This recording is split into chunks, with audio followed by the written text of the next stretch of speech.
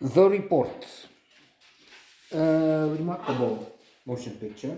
In fact, uh, because it deals with such an important uh, theme, discovery, if you will. I have a note on the blog, another note, which is written. Not that you should look for it or you should watch this. It's not really interesting, so you could, probably should, change the channel. If you stay on, let's talk about Adam Driver is Daniel Jones. He's the hero of this narrative, working for Senator Dianne Feinstein, Democrat from California, who died in 2023. Annette Bening is a senator in the film. And we all know how good she is, how splendid. John Hamm, Mad Men, wow, is Dennis McDonough. And we have an excellent cast altogether. So we had the tragedy of 9/11 when terrorists attacked America using hijacked civilian airplanes and then smashing them into buildings. The most catastrophic attack was on the Twin Towers. Thousands of people died. They also crashed one. Into the Pentagon. They had something else in mind, maybe the White House, the Senate, but that airplane, United 83, that's a Paul Greengrass, another fabulous film. The passengers rebelled and finally didn't allow the terrorists to pilot the plane into the building they wanted. So it crashed in Pennsylvania in a field.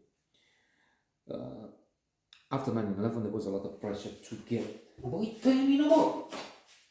terrorists or whatever suspects, in fact, they could find, they could get, the Americans, their allies. And it was an outcry, of course, America was at war.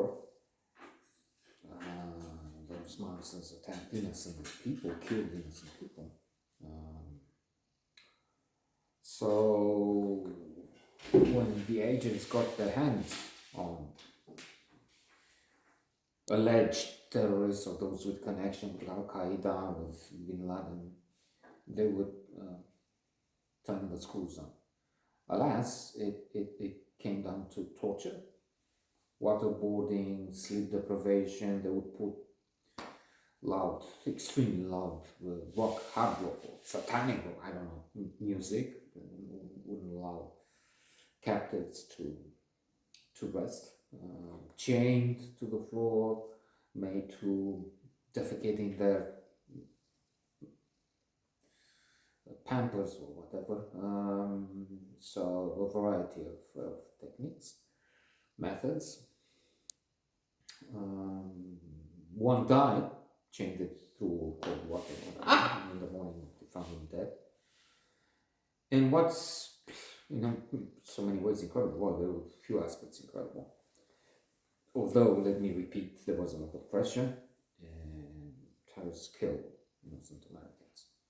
And what is worse, they expected other attacks, so there was a question of pressing those, torturing them if need be. That was the idea, to make them talk, and so prevent.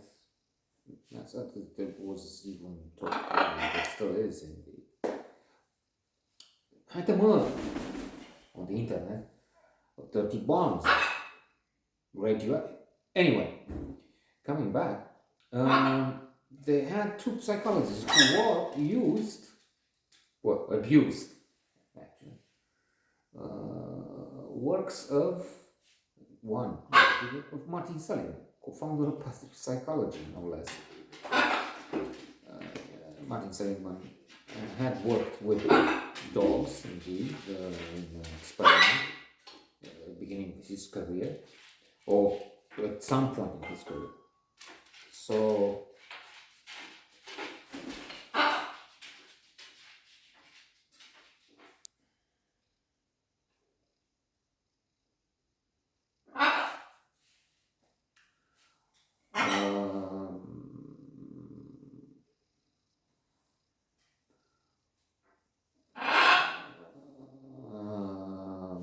I got a message and I cannot concentrate.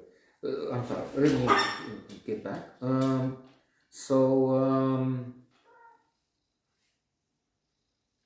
was I? Yes, okay. Martin said dogs.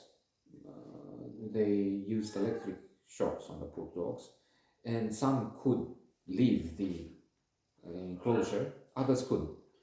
And those who couldn't got into what is called learned helplessness. That is, even when they could escape, they didn't bother because they've learned to be helpless. Martin Seligman has an excellent book, a few: Authentic Happiness, Flourish, and one called Learned Optimism. So from the experience of the dogs, he moved on and tells readers, students, that we can learn to be optimistic. In the experiments with the prisoners, those psychologists wanted to impose helplessness, to make them talk, to make them. Anyway, let's wrap this up. As I said, remarkable. And there is another note in case you want to know more, a written one on the same blog.